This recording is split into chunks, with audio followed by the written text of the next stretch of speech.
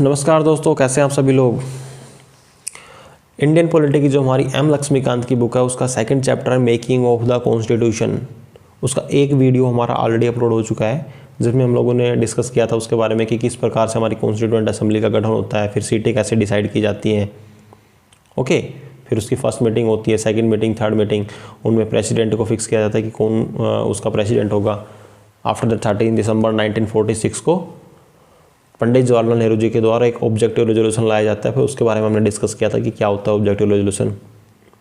तो इस वीडियो में हम स्टार्ट करेंगे उससे आगे कि जब हमारा देश 1947 में आज़ाद होता है तो उस टाइम पर एक एक्ट लाया जाता है, Indian independence act of 1947।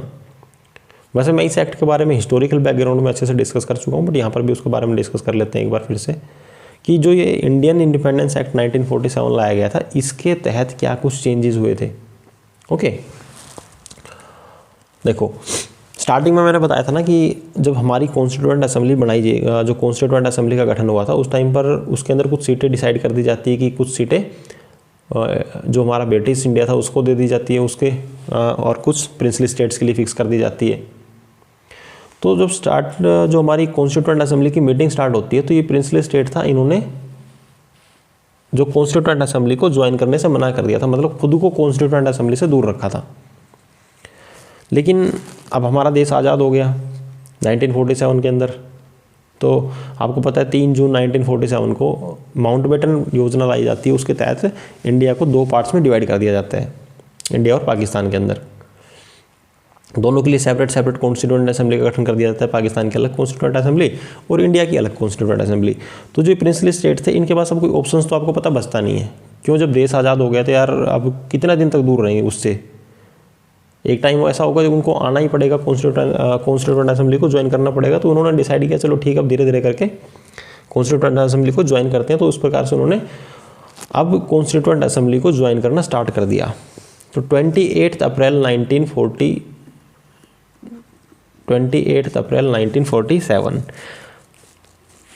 Okay, 28 अप्रैल 1947 को 6 प्रिंसली स्टेट्स ने या 6 देशी रियासतों ने कॉन्स्टिट्यूएंट असेंबली को ज्वाइन कर लिया। 6 प्रिंसली स्टेट्स ने कॉन्स्टिट्यूएंट असेंबली को ज्वाइन कर लिया।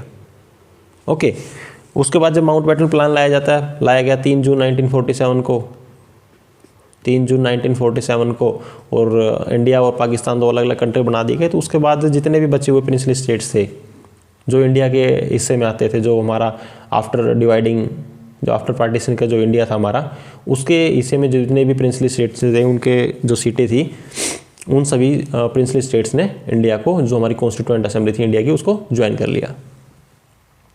ओके, अब देखो उसके अलावा एक पार्टी और थी मुस्लिम लीग।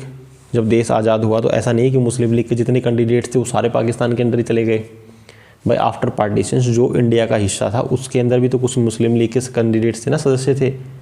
अब उनके पास 2 ऑप्शन था, या तो इंडिया को छोड़ के पाकिस्तान चले जाएं। अगर इंडिया में रहना है और पॉलिटिक्स मतलब तो क्या करना पड़ेगा उनको, कॉन्स्टिट्यूएंट असेंबली हमारी उसको ज्वाइन करना पड़ेगा। तो जो मुस्लिम लीग के कैंडिडेट्स थे, जो इंडिया के अंदर, जो इंडिया के हिस्से के मुस्लिम लीग के कैंडिडेट्स थे आफ्टर पार्टीशन, उन्होंने भी क्या किया, हमारी कॉन्स्टिट्यूएंट असेंबली को ज्वाइन कर लिया। ओके, इस प्लान के बाद 3 जून 1947 के बाद, पार्टीशन के बाद, इंडिया के जो कॉन्स्टिट्यूएंट असेंबली थी उन्होंने भी उसको ज्वाइन कर लिया। ओके, तो अब हम देखते हैं जो हमारा इंडियन इंडिपेंडेंस एक्ट है 1947 का, उसके तहत क्या कुछ इंपॉर्टेंट बदलाव हुए थे।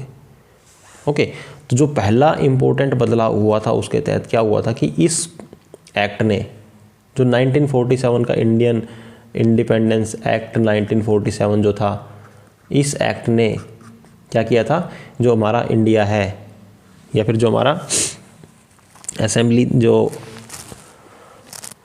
इसने क्या किया था, जो हमारी असेंबली को क्या बना दिया था, जो हमारी कॉन्स्टिट्यूएंट असेंबली थी इसको fully sovereign body. Fully sovereign body का मतलब है कि इसको फुल पावर दे दी गई थी। मतलब अब इसके पास किसी की कोई भी कानून वगैरह बनाने के लिए या फिर किसी हमारा जो कॉन्स्टिट्यूशंस वगैरह बनाने के लिए या कोई भी डिसीजन लेने के लिए ये किसी के लिए बाध्य नहीं थी कि इनको ब्रिटिश इंडिया या ब्रिटिश पार्लियामेंट से जाके परमिशन लेनी पड़ेगी या पूछना पड़ेगा उन लोगों से।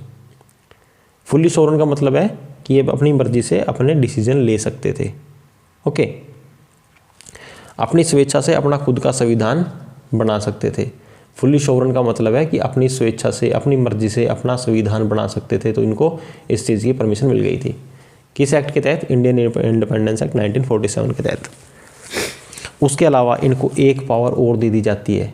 किसको? जो हमारी असेंबली थी, इसको एक पावर और दे दी जाती है कि अभी तक इंडिया के अंदर जो कानून बने हुए हैं ना, कानून जो चल रहे हैं, या जो ब्रिटिश पार्लियामेंट ने जो इंडिया के लिए जो भी कानून बनाए हैं, ये या तो उसको ख़त्म कर सकते हैं, ओके, क्या कर सकते हैं? समाप्त कर सकते हैं, एब्रोगेट कर सकते हैं, या फिर और कैन चेंज, या उनको क्या कर सकते हैं? चेंज कर सकते हैं अकॉर्डिंग टू आवर रिक्वायरमेंट, जो हमारी रिक्वायरमेंट है, ओके, तो अपने अकॉर्डिंग इनको चेंज कर सकते हैं। तो इस इंडिपेंडेंस एक्ट 1947 ने असेंबली को एक तो फुल्ली सोवरन बॉडी बना दिया था कि अपनी स्वेच्छा से अपना संविधान का निर्माण कर सकते हैं हम लोग। हमें किसी भी प्रकार से बाध्य नहीं है कि हमें उस संविधान के निर्माण के लिए कॉन्स्टिट्यूएंट जो ब्रिटिश पार्लियामेंट है उससे पूछना पड़ेगा या उससे परमिशन लेनी पड़ेगी। साथ ही साथ हमारी इस एक्ट ने इस असेंबली को, हमारी जो कॉन्स्टिट्यूएंट असेंबली है, उसको एक पावर और दे दी गई थी कि जो अभी तक हमारे देश के अंदर कानून चल रहे थे, या जो ब्रिटिश पार्लियामेंट ने इंडिया के लिए जो भी कानून बनाए हुए थे, या तो हम उनको कम्प्लीटली एब्रोगेट कर सकते थे, ख़त्म कर सकते हैं, या फिर उनको अकॉर्डिंग टू आवर रिक्वायरमेंट हम उनको चेंज कर सकते हैं, ओके। सेकंड पॉइंट देखो क्या हुआ था।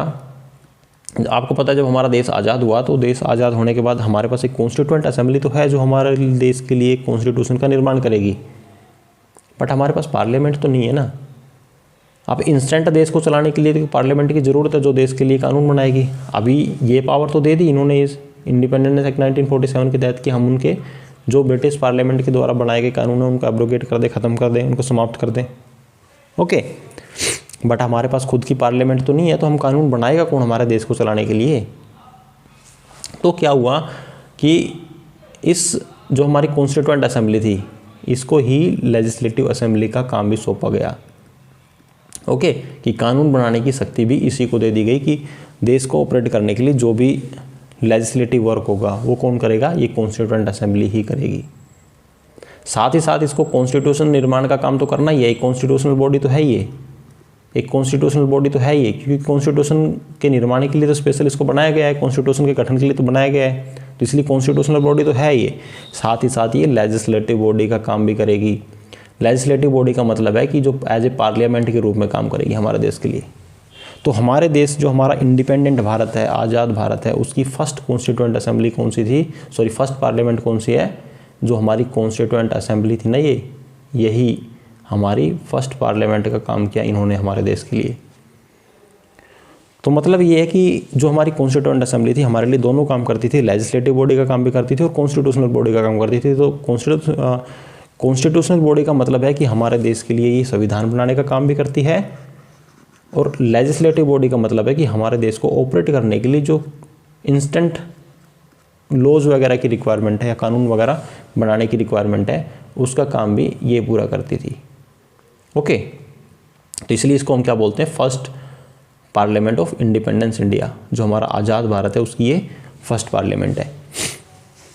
अब देखो क्या होता है कि इसकी जो दोनों मीटिंग्स थी, मान लो ये किसी दिन अगर कॉन्स्टिट्यूशन निर्माण का कार्य करना है तो ये एज ए कॉन्स्टिट्यूशनल बॉडी के रूप में काम करेगी, सिर्फ उस दिन कॉन्स्टिट्यूशनल बॉडी के रूप में काम करेगी। और उस दिन जो इसकी अध्यक्षता करेंगे, मतलब इसके प्रेसिडेंट कौन होंगे?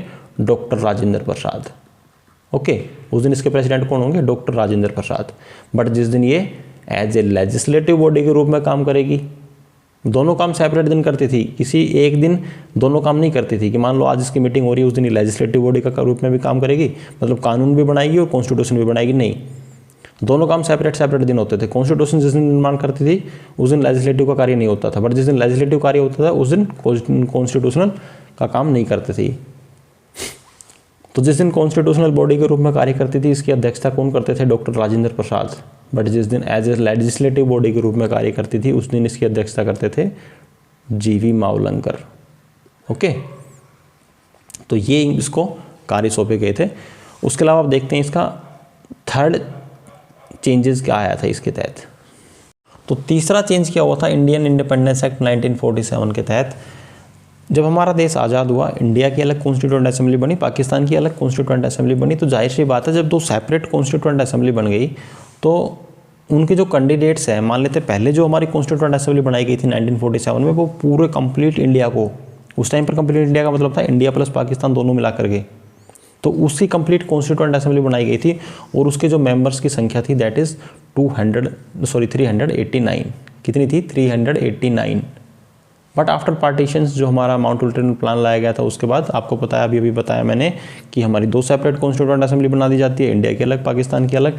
जब कॉन्स्टिट्यूएंट असेंबली अलग अलग बनाई जाएंगी तो जाहिर सी बात है उनके कैंडिडेट्स भी तो कम हो जाएंगे ना। अब जो पाकिस्तान के हिस्से के कैंडिडेट्स हैं वो पाकिस्तान की कॉन्स्टिट्यूएंट असेंबली में चले गए, और जो इंडिया का जो पार्टीशन के बाद का जो इंडिया था उसके हिस्से में जो स्टेट्स आते थे उनके जो कैंडिडेट्स थे वो कहाँ आएंगे? हमारी इंडिया की कॉन्स्टिट्यूएंट असेंबली के अंदर। तो आफ्टर पार्टीशंस हमारी जो कॉन्स्टिट्यूएंट असेंबली थी उसमें सदस्यों की संख्या कितनी रह गई? उसकी स्ट्रेंथ कितनी बच गई? 299। और जो 1946 की कॉन्स्टिट्यूएंट असेंबली थी उसकी स्ट्रेंथ कितनी थी? 389। बट आफ्टर पार्टीशंस हमारी स्ट्रेंथ कितनी रह गई? 299। और जो ब्रिटिश भारत के अंदर ब्रिटिश प्रोविंसेस के अंदर जो सीटें आती थी, मतलब ब्रिटिश प्रोविंसेस की स्ट्रेंथ कितनी रह गई? अब 229। और उस टाइम 1946 में कितनी थी? 296। और अब प्रिंसली स्टेट्स के अंदर जो सीटें आती थी वो रह गई थी 70, उस टाइम पर थी 93। मतलब 23 जो सीट्स थी प्रिंसली स्टेट्स की वो पाकिस्तान की जो कॉन्स्टिट्यूएंट असेंबली है उसके अंदर चली जाती है। ओके, तो ये कुछ चेंजेस हुए थे after the Indian independence act of 1947 के बाद। उसके बाद आपको पता है कि जो हमारी कॉन्स्टिट्यूएंट असेंबली थी, इन्होंने उसके अलावा भी, मतलब हमारा जो लेजिस्लेटिव बॉडी और कॉन्स्टिट्यूशनल बॉडी के अलावा भी काफ़ी सारे काम किए थे, जैसे कि हमारा नेशनल एंथम, नेशनल सॉन्ग और नेशनल फ्लैग वगैरह, ये सब जो चीज़ें फिक्स की थी ये किन्होंने की थी? इस कॉन्स्टिट्यूएंट असेंबली ने। तो अब देखते हैं इसके कुछ अदर फंक्शंस के बारे में कि कॉन्स्टिट्यूएंट असेंबली ने कौन कौन से अदर फंक्शंस परफॉर्म किए थे। तो एक था मई 1949 के अंदर, मई 1949 में अपनी जो पोजीशन है क्या की थी? कॉमनवेल्थ के अंदर उसको रेक्टिफाई किया था। Okay, rectify the India's membership, India की जो मेंबरशिप है उसको रेक्टिफाई किया था। कहाँ पर? कॉमनवेल्थ के अंदर, मई 1949 के अंदर। 22 जुलाई 1947 में क्या हुआ था? इन्होंने नेशनल फ्लैग को अडोप्ट किया था। अब देखो ये चीज़ ना आप कैसे याद रखोगे कि 22 जुलाई 1947 को नेशनल फ्लैग अडोप्ट किया था इन्होंने? पहले मैं सारे बता देता हूँ, फिर बताता हूँ इसके बारे में। देखो उसके बाद क्या हुआ? 24 जनवरी 1950 को नेशनल एंथम, 24 जनवरी 1950 को नेशनल सॉन्ग, और 24 जनवरी 1950 को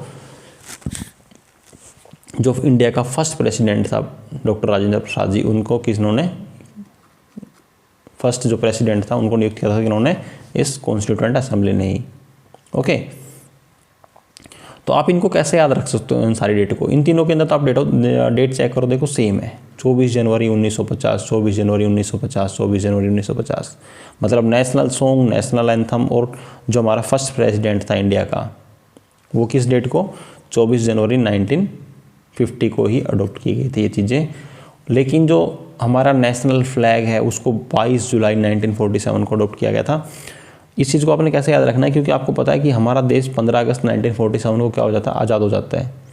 जब हमारा देश आज़ाद हुआ तो हमारे पास खुद का झंडा तो होना चाहिए ना यार, देश पे लगाने के लिए, अपना लाल किले पर फहराने के लिए। अगर झंडा ही नहीं होगा तो फिर हम 15 अगस्त को अपनी आज़ादी कैसे सेलिब्रेट करेंगे ना? तो उसके लिए हमारा जो फ्लैग था, आप इस पर इसे याद रख सकते हो कि आज़ादी से पहले हमारा फ्लैग है उसको अडोप्ट किया गया था और डेट थी 22 जुलाई 1947।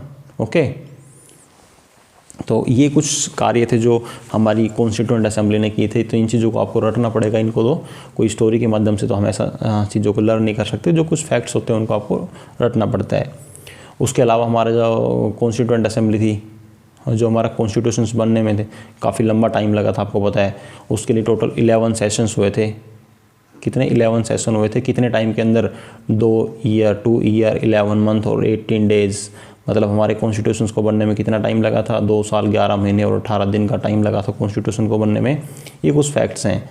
उसके अलावा हमारी जो कॉन्स्टिट्यूएंट असेंबली है उन्होंने लगभग 60 कंट्रीज़ के कॉन्स्टिट्यूशंस को पहले पढ़ा था। आफ्टर दैट हमारा उनके अंदर से हम लोगों ने क्या किया था, जो अच्छी अच्छी चीज़ें थी, जो भी अच्छी अच्छी चीज़ें थी वो हम लोगों ने क्या किया था, उनसे मतलब उनसे ग्रहण की थी और अपने कॉन्स्टिट्यूशन के अंदर उनको लगाया था हम लोगों ने। तो इसी वजह से काफ़ी लोग क्या बोलते हैं कि जो हमारा कॉन्स्टिट्यूशन है उसको हमने कॉपी पेस्ट किया हुआ है, मतलब वहाँ से चीज़ों को उठाया, कॉपी किया और अपने कॉन्स्टिट्यूशन के अंदर ला के पेस्ट कर दिया। बट ये बात बिल्कुल ही गलत है। क्यों गलत है? देखो, क्योंकि हम लोगों ने कॉन्स्टिट्यूशन के अंदर इन चीज़ों को डायरेक्ट कॉपी पेस्ट नहीं किया है। अब आपको जब आप आगे पढ़ेंगे तो आपको पढ़ने को मिलेगा हमने काफ़ी सारी चीज़ें, कोई रसिया से उठाया है, कोई कनाडा से उठाया है, कोई यूएस से, कोई ब्रिटेन से, कोई साउथ अफ्रीका से, काफ़ी सारी चीज़ें, कोई हमने आयरलैंड से लिया है। तो इस प्रकार से काफ़ी चीज़ें हमने दूसरी कंट्री से उठाई ज़रूर है, वहाँ से कॉपी ज़रूर किया है।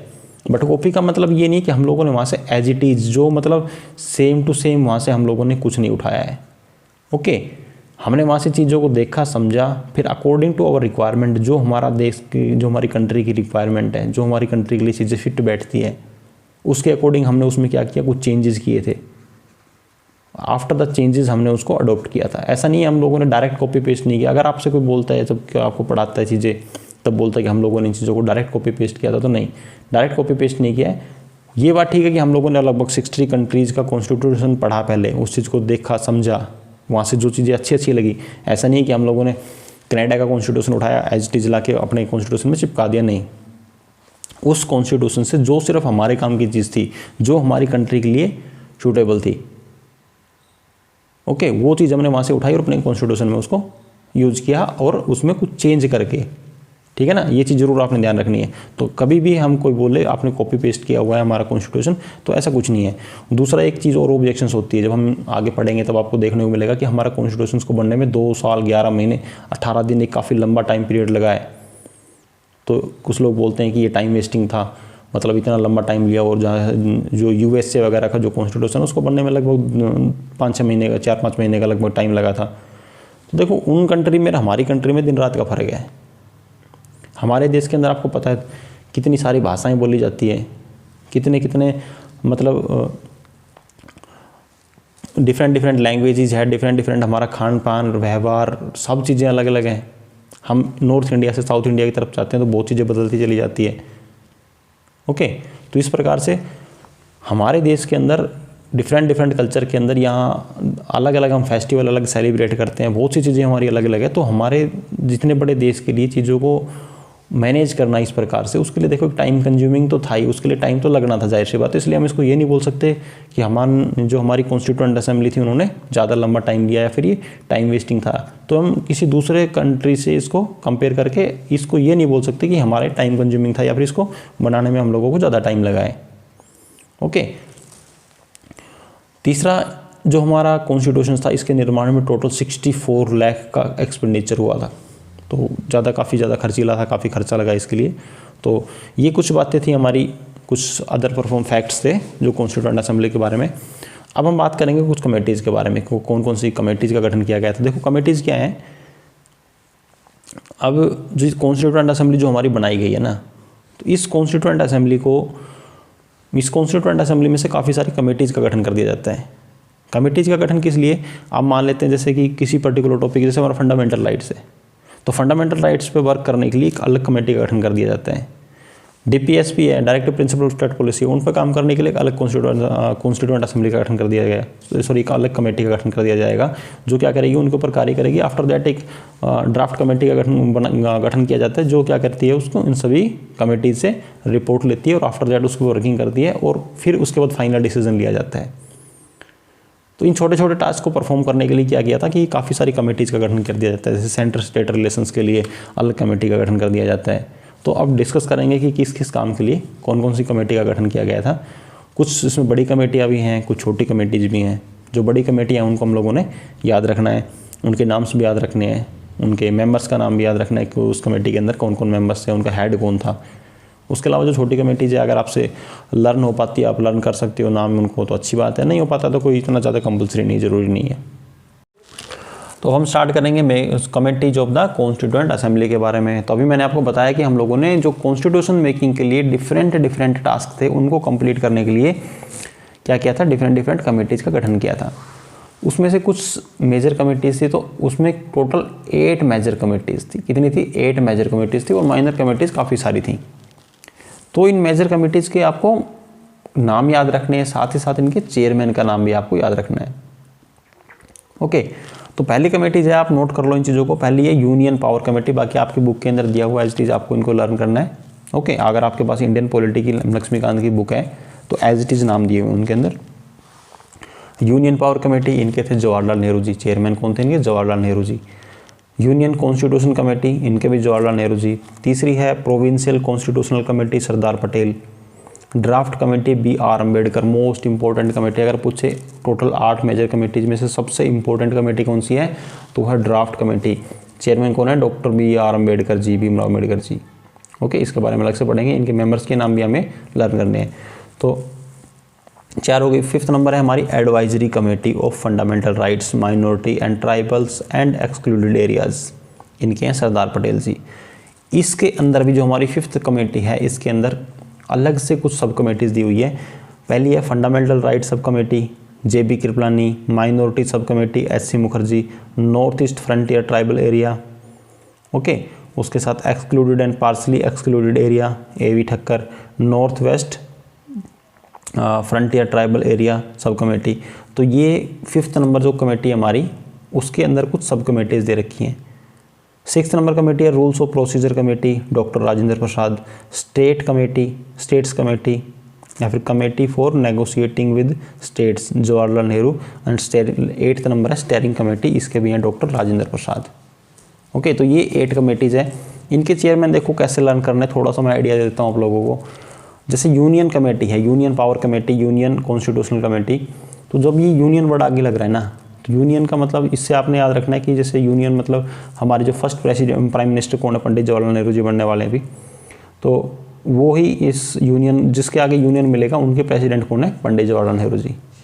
ओके, साथ में अगर जब स्टेट की बात करते हैं, आपको पता है सरदार पटेल जी थे, इन्होंने क्या किया था कि जो पूरा इंडिया के अंदर उस टाइम पे काफ़ी सारे स्टेट्स से छोटे छोटे हिस्सों में बटा हुआ था इंडिया, उन सबको मिला के इंडिया को पूरा यूनाइट किया था। ओके, तो इस वजह से जब भी स्टेट्स की जो कमेटीज हैं इस प्रकार की, तो उसके लिए आपको नाम याद रखना है सरदार पटेल जी का। जैसे हमारी तीसरी कमेटी प्रोविंशियल कॉन्स्टिट्यूशनल कमेटी, तो प्रोविंसेस से रिलेटेड आ गई ना चीज़ें, प्रोविंशियल, क्योंकि छोटी छोटी जो प्रोविंसेस थी उनको मिला के इन्होंने एक किया था। तो इस प्रकार से आप याद रख सकते हो सरदार पटेल जी। उसके अलावा ड्राफ्ट कमेटी के तो आपको BR अम्बेडकर आपको रट जाएगा, क्योंकि हम इतनी बार ड्राफ्ट कमेटी को डिस्कस करेंगे आगे तक चलते हुए। ये नाम तो आप शायद अभी फ़िलहाल ना भी याद करो तो कोई प्रॉब्लम नहीं है, आपको अपने आप याद हो जाएगा ये तो। 5th नंबर है एडवाइजरी कमेटी। तो एडवाइजरी कमेटी के भी कौन है? सरदार पटेल जी।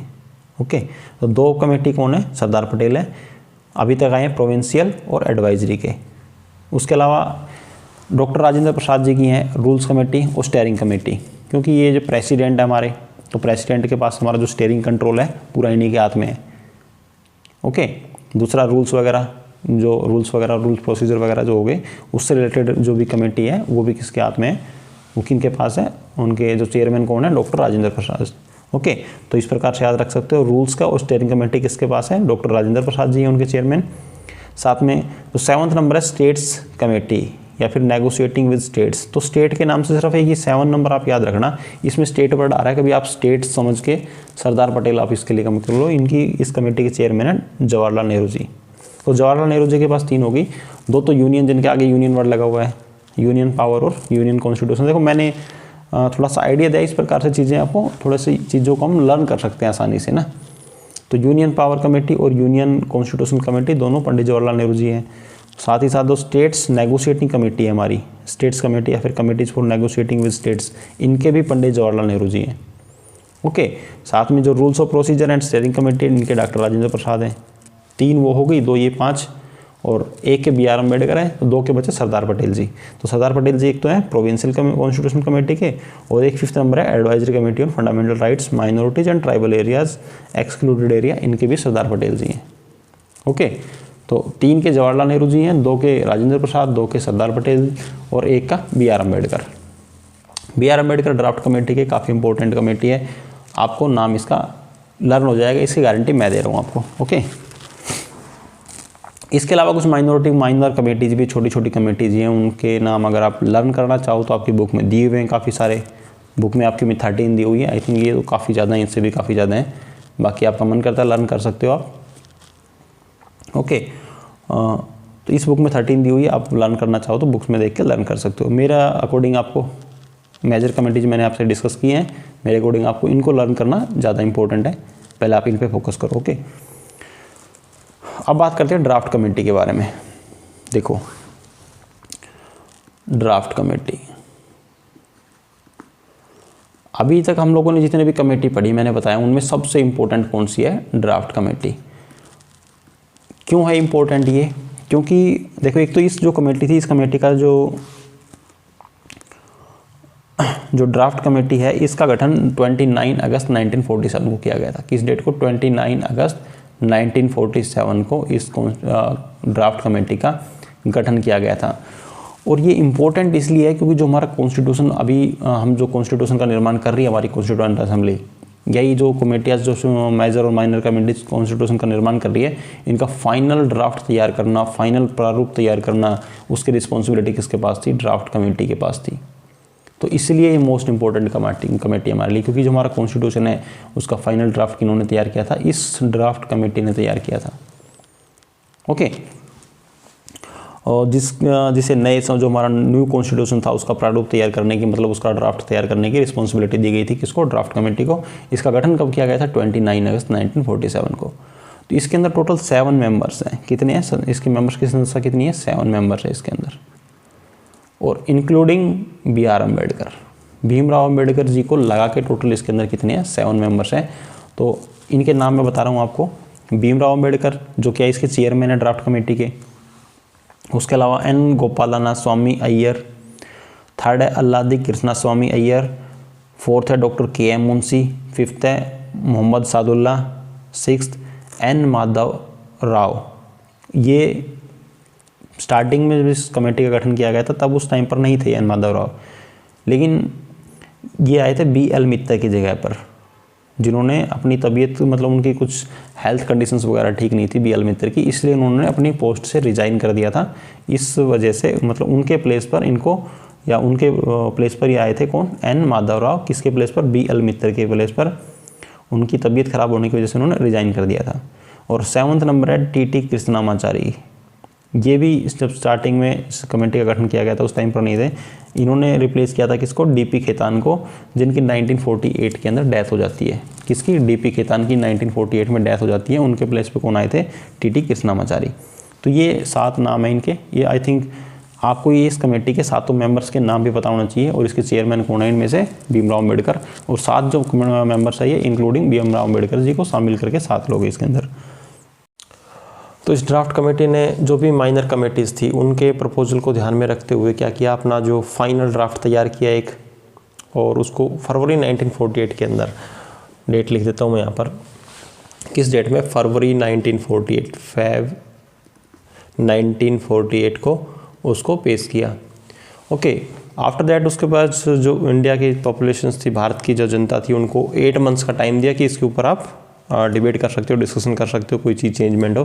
तो जो लोगों के ओपिनियंस थी, कमेंट्स थे, क्रिटिसिज्म था, सजेशंस थे, उसके ब्याह पर इन्होंने उसमें कुछ चेंज किया, और अपना जो सेकंड ड्राफ्ट था उसको अक्टूबर 1948 के अंदर, अक्टूबर 1948 में अगेन से अपना सेकंड ड्राफ्ट तैयार किया। तो फर्स्ट इन्होंने ड्राफ्ट तैयार किया था, अपना जो कमेटीज़ तैयार की थी, डिफरेंट कमेटीज, उनके प्रपोजल के ऊपर उन्होंने फर्स्ट ड्राफ्ट तैयार किया था फरवरी 1948 में। आफ्टर दैट उसको जो इंडिया की पॉपुलेशन थी, मतलब जो हमारी भारत की आम जनता है, उसकी सजेशंस के लिए, उनके राय के लिए उसको 8 महीने का टाइम दिया आम जनता को कि ठीक है आप इस पर डिस्कशन करो, डिबेट करो, क्रिटिसिज्म करो, मतलब जो भी इसके अंदर आपको लगता है कुछ चेंजमेंट करना है, या फिर आपकी जो भी ओपिनियन है इसके बारे में, उसके लिए इन्होंने इसको ओपन किया। आफ्टर दैट उनकी जो पब्लिक की कमेंट्स थे, पब्लिक कमेंट्स थे, क्रिटिसिज्म थे उनके, या फिर सजेशंस थे, उसके बिहाफ पर इन्होंने ड्राफ्ट जो कमीशंस थे, जो हमारा ड्राफ्ट था उसके अंदर अगेन कुछ चेंज किया, और हमारा सेकंड ड्राफ्ट तैयार किया, उसको अक्टूबर 1948 में अगेन दोबारा से पेश किया। फिर क्या होगा आफ्टर दैट? इसके बाद ये इस ड्राफ्ट को क्या करेंगे? कॉन्स्टिट्यूएंट असेंबली के अंदर लेके जाएंगे। ये जो ड्राफ्ट कमेटी क्या करेगी? इस ड्राफ्ट को कॉन्स्टिट्यूएंट असेंबली के अंदर लेके जाएगी। वहाँ पर जाके इसके अंदर चर्चाएँ होंगी, काफ़ी सारे डिस्कशंस होंगे, डिबेट होंगे, उसमें कुछ अमेंडमेंट किए जाएंगे। आफ्टर दैट फिर उन अमेंडमेंट्स के बाद क्या किया जाएगा? जो फाइनल ड्राफ्ट होगा उसको एज ए इंडियन कॉन्स्टिट्यूशन के रूप में क्या कर दिया जाएगा? डिक्लेयर कर दिया जाएगा कि ये हमारा क्या है? इंडिया का फाइनल कॉन्स्टिट्यूशन है। ओके, तो अब हम आगे इससे देखते हैं एनेक्टमेंट ऑफ द कॉन्स्टिट्यूशन, कि हमारा कॉन्स्टिट्यूशन किस प्रकार से एनेक्ट हुआ या किस प्रकार से लागू हुआ। तो जैसा कि मैंने अभी आप लोगों को बताया कि जो हमारा ड्राफ्ट था, सेकंड ड्राफ्ट जो हमारी ड्राफ्ट कमेटी थी उन्होंने तैयार किया था, अक्टूबर 1948 में उसको पेश किया था। फिर ये क्या करते हैं, उस ड्राफ्ट को फाइनल जो ड्राफ्ट कमेटी का जो फाइनल ड्राफ्ट था, इन्होंने उस ड्राफ्ट को कॉन्स्टिट्यूशन के अंदर, कॉन्स्टिट्यूशन जो हमारी असेंबली थी उसके अंदर इंट्रोड्यूस किया कि इन्होंने भीमराव अंबेडकर जी ने।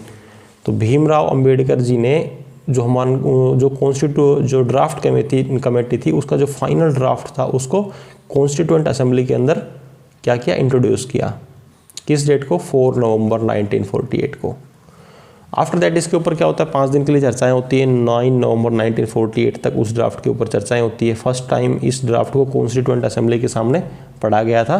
किस डेट में, 4 नवंबर 1948 को फर्स्ट बार इसको रीडिंग मतलब पढ़ा गया था कॉन्स्टिट्यूएंट असेंबली के अंदर।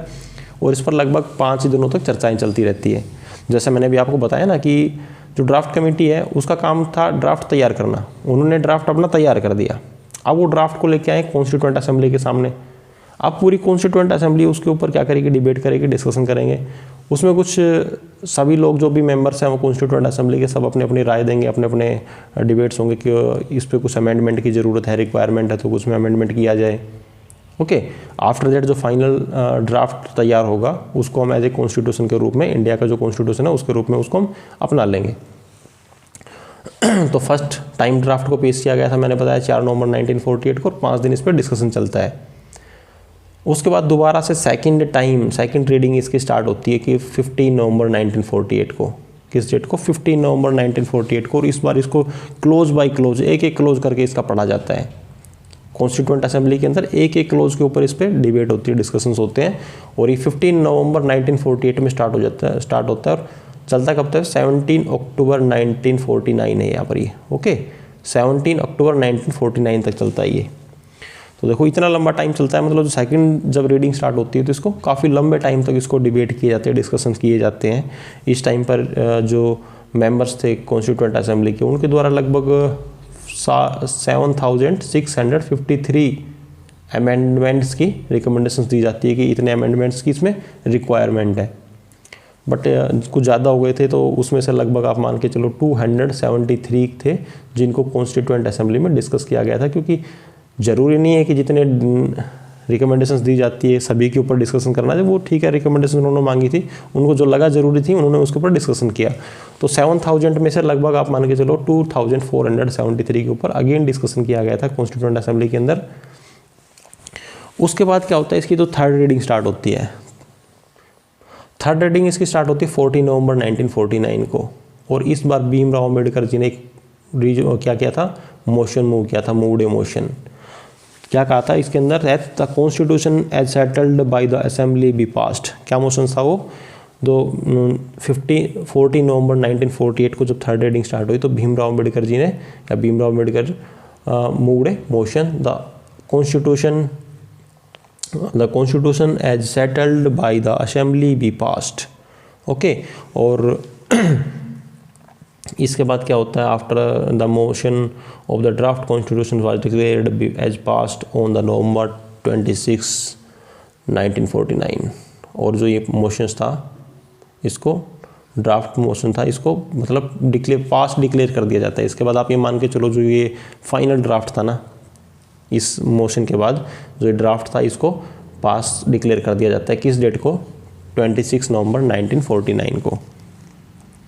ओके, और उस दिन जिस दिन ये मोशन पास किया गया, मतलब जिस दिन इस ड्राफ्ट को फाइनल डिक्लेयर किया गया, उस दिन जो हमारी कॉन्स्टिट्यूएंट असेंबली है उसके 299 मेंबर्स में से ओनली 284 मेंबर्स ही प्रेजेंट थे।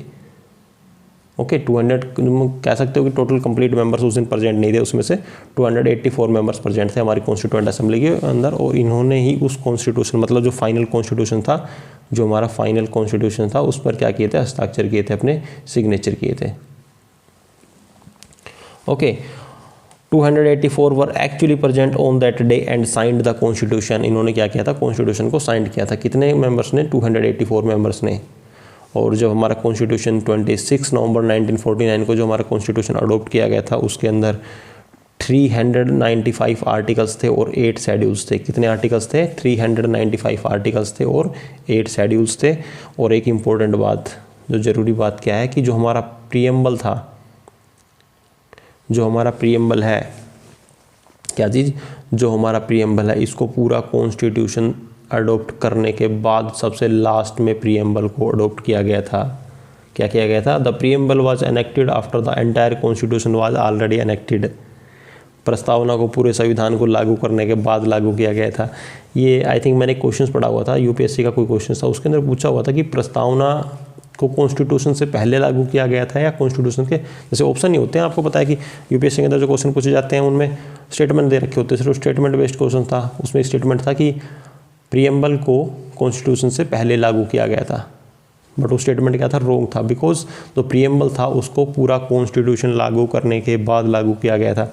तो देखो, जो यूपीएससी के अंदर जो प्रीलिम्स में क्वेश्चंस आते हैं ना, पीटी पे क्वेश्चन आते हैं, वो पूछे जाते हैं, तो उनमें इसी प्रकार के इनको स्टेटमेंट में दे दिया जाता है इन चीज़ों को। तो इसीलिए इनको थोड़ा डिटेल में पढ़ना ज़रूरी होता है यूपीएससी के लिए। बाकी जो अदर एग्जाम्स होते हैं, जैसे कि स्टेट गवर्नमेंट एग्जाम्स हो गए या फिर कोई एसएससी के हो गए, उनमें डायरेक्ट फैक्ट बेस्ड क्वेश्चन आते हैं। बट यूपीएससी के अंदर आपको पता स्टेटमेंट बेस्ड क्वेश्चन आते हैं, तो उसके लिए इन चीज़ों को थोड़ा गहराई से पढ़ना ज़रूरी होता है। तो 26 नवंबर 1949 को हमारा जो फाइनल ड्राफ्ट था वो तैयार हो जाता है और उसको अनेक्ट कर लिया जाता है, मतलब स्वीकार कर लिया जाता है। उसमें 395 आर्टिकल्स थे, 8 शेड्यूल्स थे और प्रीएम्बल को कॉन्स्टिट्यूशंस को लागू करने के बाद लागू किया गया था। ओके, तो और जो हमारे डॉक्टर भीमराव अम्बेडकर जी, उन्हें संविधान के पिता के रूप में भी जाना जाता है। अगर पूछ रहे आपसे कि संविधान के पिता, कॉन्स्टिट्यूशन ऑफ फादर के रूप में किन्हें जाना जाता है, तो भीमराव अम्बेडकर जी को जाना जाता है। क्यों? क्योंकि उनका इस कॉन्स्टिट्यूशंस के निर्माण में या कॉन्स्टिट्यूशंस के गठन में उनका एक अहम योगदान था, इसलिए वजह से उनको फादर ऑफ कॉन्स्टिट्यूशन के रूप में भी जाना जाता है। तो ये कुछ बातें थी एनेक्टमेंट ऑफ द कॉन्स्टिट्यूशंस के बारे में। देखो, कुछ इंपॉर्टेंट डेट्स हैं वो याद रखनी, बाकी इसके अलावा ऐसा नहीं है कि आपको लाइन बाय लाइन हर चीज़ पढ़ना ज़रूरी होता है। ओके, उसके साथ अब हम नेक्स्ट देखते हैं एनफोर्समेंट ऑफ द कॉन्स्टिट्यूशन के बारे में।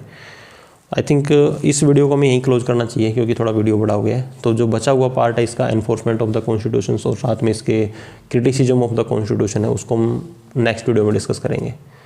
तो अगर आपको हमारा वीडियो अच्छा लगा हो तो वीडियो को लाइक कर सकते हो और वीडियो को आगे शेयर भी कर सकते हो।